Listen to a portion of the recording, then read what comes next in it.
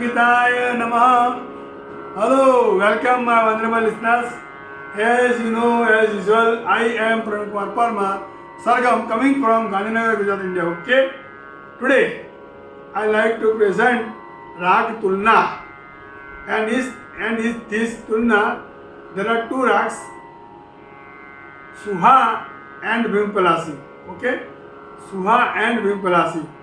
But before that, you are requested to like and share my video and subscribe the channel Sargam education by PK Parmar. नमस्कार, मैं प्रणव कुमार परमार गांधीनगर से आ गया हूँ, जो गुजरात में है, इंडिया में। तो आज हम क्या करेंगे, आज मैं लेके आया हूँ राग तुलना। जो राग तुलना है वो दो रागों के बीच में होती है, और जो दो राग होते हैं उसमें कुछ समानता भी होती है, कुछ विभिन्नता भी होती है, तो समतुलना कहते हैं। तो आज तुलना में राग है सुहा और भिमपलासी।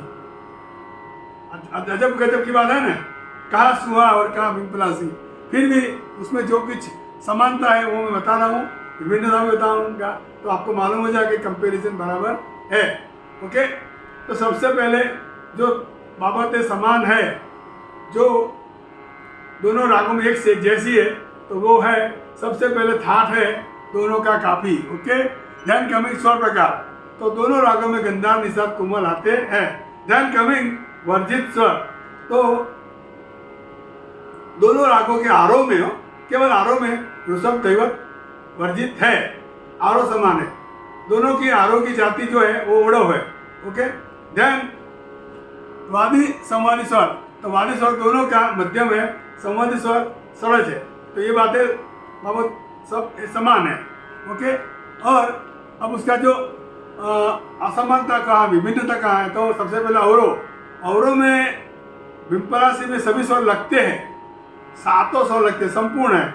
जबकि सुहा में अवरोह में दैवत वर्जित हो जाता है, यानी साढ़व, यानी उसकी साथ जाति ओढ़व साढ़ होगी और विम्पलास की ओढ़व संपूर्ण होगी। ओके, देन कमिंग गायन समय, तो गायन समय जो सुहा का है वो दिन का दूसरा प्रहर है, और दूसरा प्रहर अंत में है, और जब तीसरा प्रहर शुरू होता है तो भिमपलासी आता है।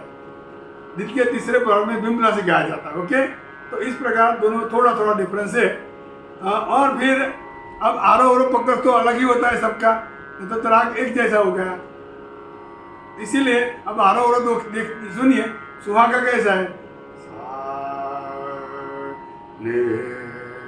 सा गा गा मा पानी मा बा सा सा नी प मा बा गा गा मा रे सा।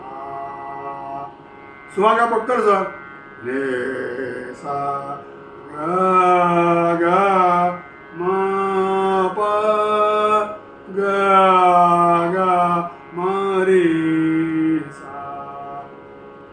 अब भिमपलासी भी देखो, ने सा गा मा पा नी सा,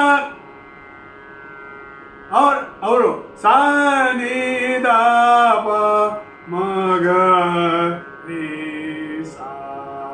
पक्का स्वर भिमपलासी का, ने सा मा गा मा पा गा मा गा रे सा। अब तो इस प्रकार दोनों में समानता भी देखी, विभिन्नता भी देखी। अब दूसरी बात कि भिमपलासी जो राग है वो काफी के अंतर आता है और बागे जैसा थोड़ा है, जबकि ये जो राग है सुहा वो सुधराई जैसा है, और उसमें कांदड़ा का प्रकार है। सुहा में क्या है, कांदड़ा का नी प म प नी प, ये कांदड़ा का जो है, और ग ग म रे सा, यानी सुहा में गंधार वक्र है अवरोह में, और भिमपलासी में डायरेक्ट है, सीधा है, म ग रे सा, और सुहा में ग ग म रे सा। तो दोनों में म का कर्ण तो होता है, म के प ग म ग रे सा, तो ये भिमपलासी हुआ, और प ग ग म रे सा, तो ये सुहा हो गया। तो दोनों में भिंड है, ग के कोमल ग के पास दोनों में भिंड है, लेकिन सुहा में गंधार वक्र है और विभ्रा से डायरेक्ट सीधा है। इस प्रकार दोनों रागों में बहुत सारी बाबतें ऐसी है कि जो अपने ध्यान खींचती है, समान है। तो इस प्रकार आज इतना ही।